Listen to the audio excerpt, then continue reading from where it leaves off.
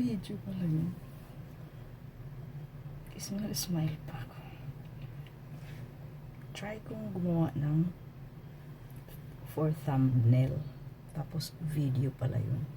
Himala, wala pang gising. So wala pang tao sa sala. So ayan. Since video pala yun, so ituloy ko na.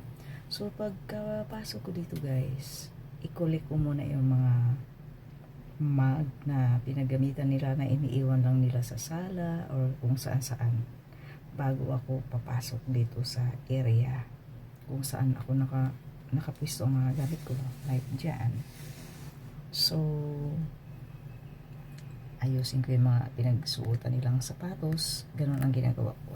Tapos ngayon ayusin ko na ang lunch box ng mga bata.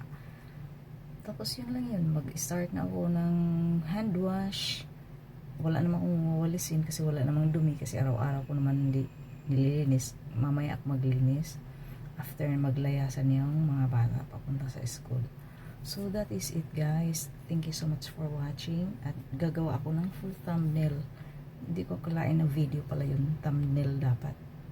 Bye for now and please follow me. Bye for now.